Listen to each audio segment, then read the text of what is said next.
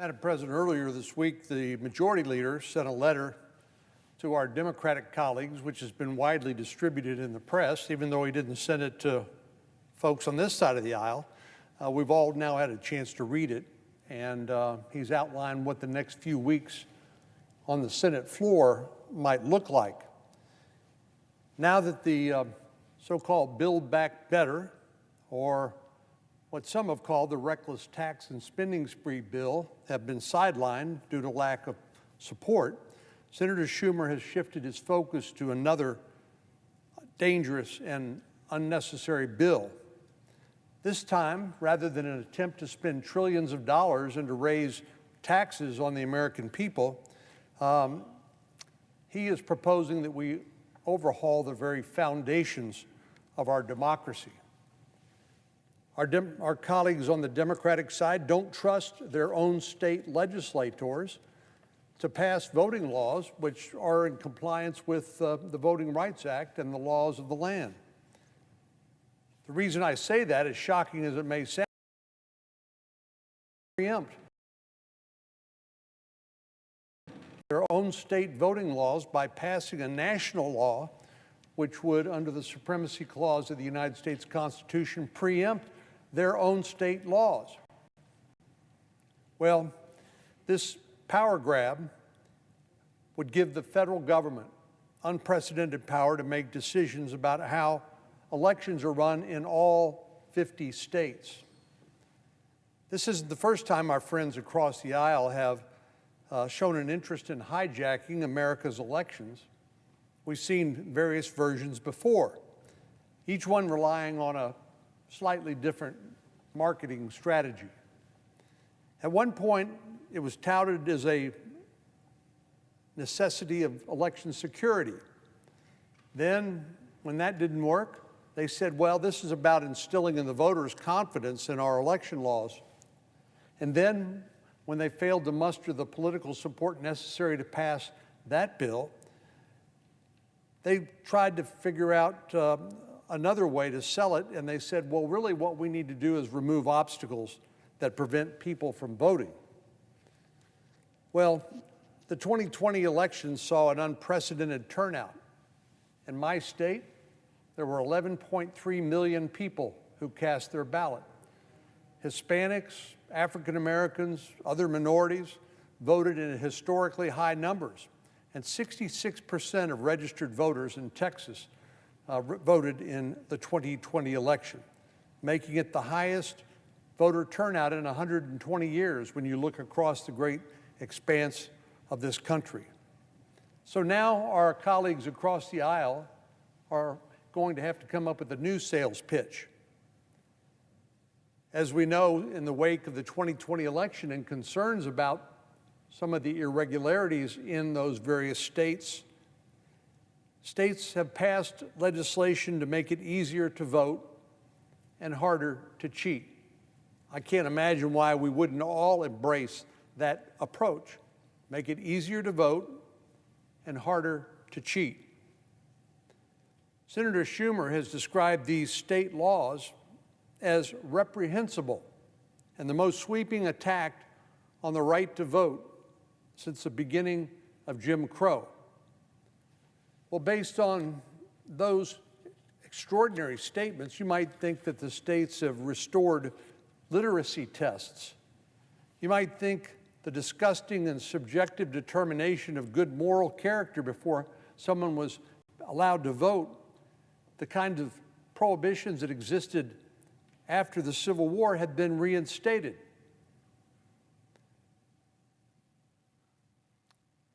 The truth is different than Senator Schumer would portray. Many of these changes in state laws were designed to reduce opportunities for fraud or roll back temporary protocols that were put in place during the pandemic. The new Texas law, for example, requires voting systems to be tested before an election is held to ensure there are no technical difficulties. It's not unheard of that voting machines break or need to be repaired, and that just makes sense. The new Texas law also requires that voter rolls be kept up to date.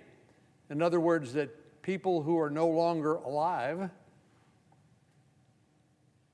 that their names would be removed from the voter rolls.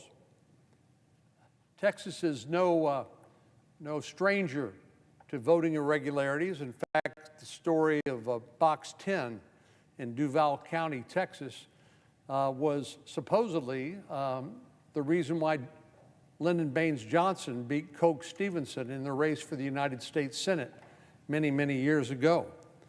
Strangely enough, the votes on the voting rolls tended to go through the local cemetery and go in alphabetical order, providing LBJ the votes he needed in order to beat Coke Stevenson in that election.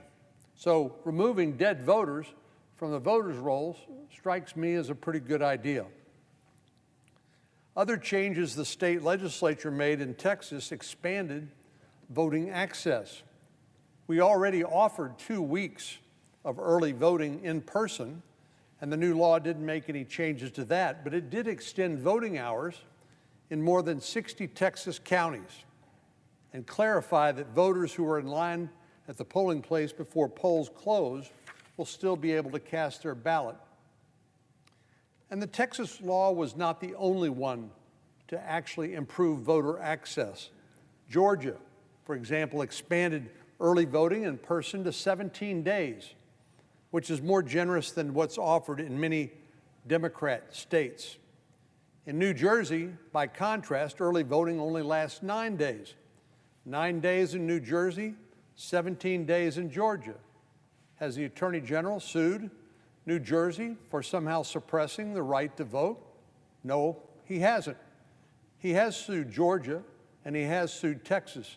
And I'll make a prediction right here today that he will lose both of those lawsuits because the facts simply don't support the litigation.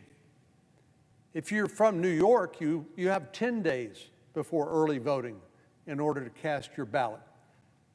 Less than you see in Georgia and Texas. And this year, for the first time in President Biden's home state of Delaware, you can have 10 days before Election Day in which to cast your ballot. Before that time, including the 2020 election, in Delaware, if you wanted to cast your ballot before the election, like you can in Texas, Georgia, New Jersey, and New York, you couldn't even do it. Because in President Biden's home state of Delaware, they did not allow early in-person voting until this year. Well, contrary to what Senator Schumer said, these changes are far from reprehensible. They are common sense. You don't hear Senator Schumer claim that Delaware is trying to suppress the right to vote by not having any early in-person voting before this year. So it's very politically convenient for the majority leader to attack those states where Democrats aren't doing quite so well in the elections because it doesn't align with their goals here. What are their goals? Well, it's purely partisan political advantage. Our Democratic colleagues have tried to spin this narrative of a blatant attack on the right to vote. How you could make that claim in terms of the historic turnouts in the 2020 election is beyond me. I'll just give you one personal example. When I was last on the ballot in 2014, there were 4.8 million voters. In 2020, when I was next on the ballot, that actually was the last time I was on the ballot, 2020, there were 11.3 million voters. So we more than doubled the number of people who cast their ballot in Texas in 6 years. And the story could be told in other parts of the country, like Florida and others, where more and more people are voting, which is certainly something we endorse and we embrace. But we also want to make it harder to cheat. Our colleagues have tried to spin this narrative of voter suppression, but the myth of widespread voter suppression in 2022 is a myth. Well, why is that? Well, in 1965, Congress passed something called the Voting Rights Act, which was a historic piece of legislation that said you cannot deny people access to the ballot on the basis of race or ethnicity. And the good news is, over the intervening years, is the Voting Rights Act has worked magnificently. In fact, many states that previously were subject to pre-clearance requirements under the Voting Rights Act because of historic discrimination actually now have greater participation by minorities in their elections than other states that were not so covered. And right now, the law of the land is, under Section 2 of the Voting Rights Act, that if any state or political subdivision tried to suppress people's right to vote based on race or ethnicity, they would be sued by the Attorney General, as they should be, and it would be declared illegal. That law, Section 2, has been part of the Voting Rights Act for more than a half a century, and no one is proposing to change it because it's worked exactly the way Congress intended when we passed it in 1965. But Democrats are falsely claiming assaults on the right to vote for one reason and one reason only, and it's to achieve political ends, because the facts simply do not support their arguments or their proposals. Now, it shouldn't be of any surprise that Republicans don't want to turn over their elections to Washington, D.C., and to the Biden Department of Justice. So the path forward for the majority leader is to try to eliminate the 60-vote requirement known as the filibuster in order to pass legislation. In his letter earlier this week, Senator Schumer concedes that the Senate was designed to protect minority rights. But those rights, he said, have, quote, been warped and contorted to obstruct and embarrass the will of the majority. I can tell you from experience that the majority is always frustrated by the 60-vote cloture requirement known as the filibuster. But it's designed for a very specific purpose. It's designed to force us to do what maybe does not come naturally, which it means to work together in a bipartisan basis to build consensus legislation that will stand the test of time. But what Senator Schumer is proposing to do, because we have a 50-50 Senate, is to change the rules so that Democrats and Democrats alone can dictate what these new laws will look like. That's it. It's not any more complicated than that. Senator Schumer is frustrated, no doubt, by everything that he and the Democratic colleagues in the Senate have been unable to accomplish, what they've promised and what they've delivered. But this is by his own design. He sets the agenda. He knows if he brings a bill to the floor like the infrastructure bill that passed earlier this year or the National Defense Authorization Bill, that they're broad bipartisan support, and the chances are that they will pass with large bipartisan majorities, as both of those did. But when they try to jam through things like so-called Build Back Better, which has zero support on the Republican side and actually doesn't even have unanimous support on the Democratic side, it should be no surprise that they're unable to get that passed, as we've seen in recent weeks. So Senator Schumer sets the agenda. If he decides to continue to set the agenda on partisan legislation that doesn't even enjoy majority support of his own political party, he can expect the same results over and over again. He himself is the reason why the president's agenda has not succeeded, because he's given up on bipartisanship and consensus building in a 50-50 Senate. The reason why it's important to build bipartisan consensus when it comes to legislation is because they will endure no matter what happens in the next election or the next election or the next election. This is good policy, so people can plan. It also assures that the states that elect senators who happen to be of the minority party will have their views listened to and accommodated where possible as part of that consensus building process. The filibuster, which the American people probably did not widely hear much about before, but have heard a lot about, was designed to ensure that each of these things occurs. bipartisan consensus building, legislation that will stand the test of time, and legislation that will not change with each fleeting majority.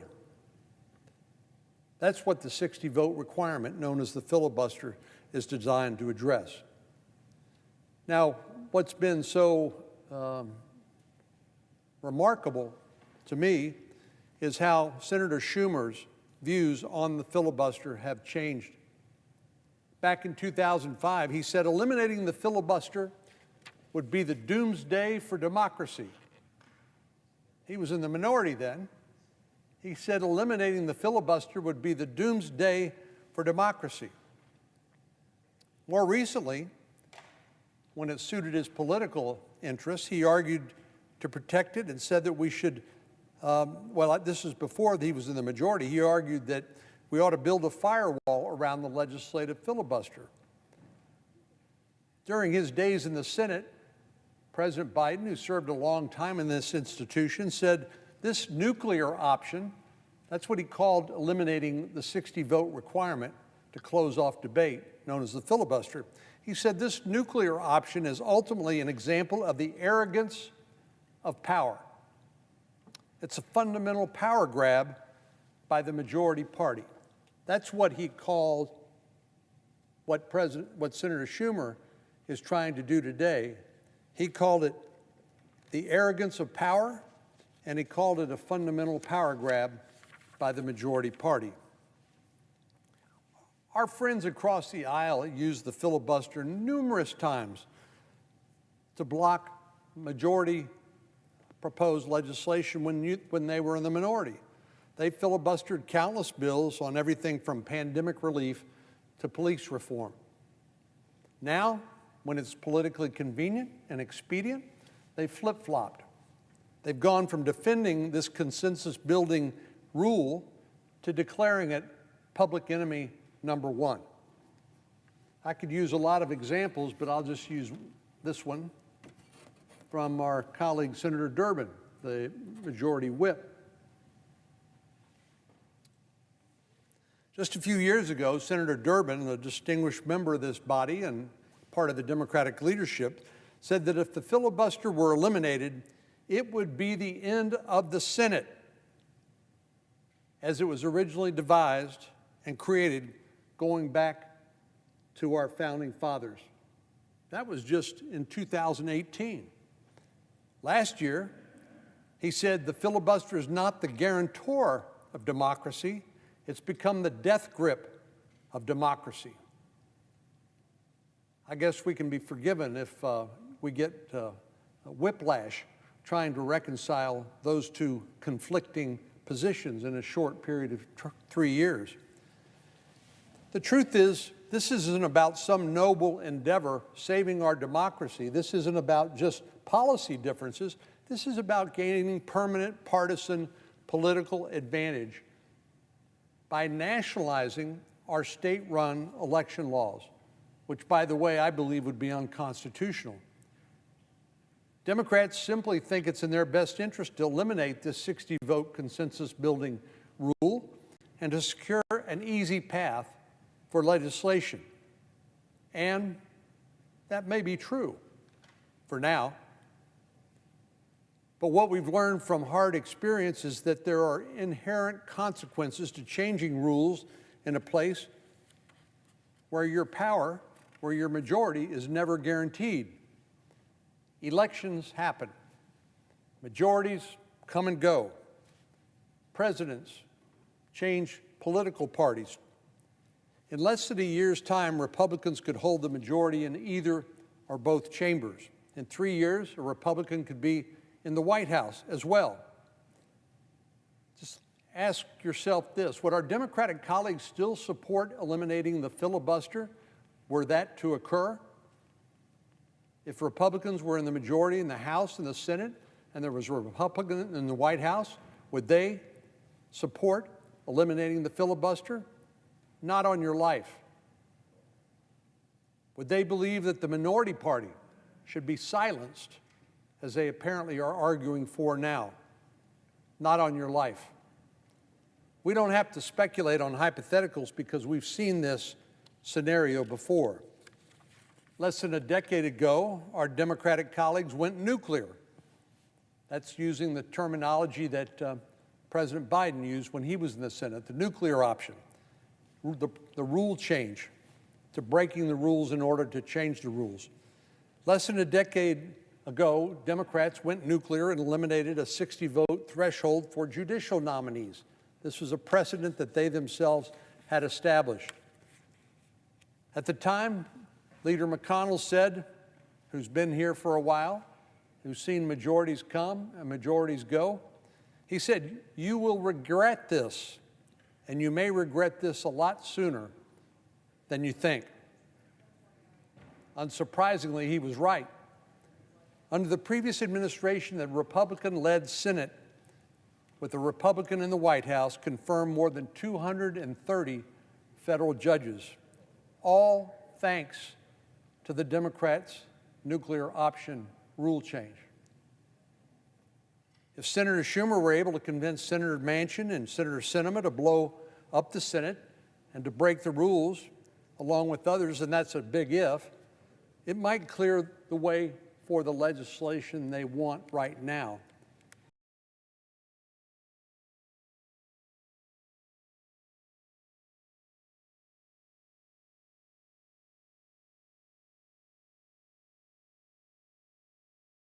This rule change they are proposing today could make it easier for Republicans to pass legislation that our Democratic colleagues simply abhor.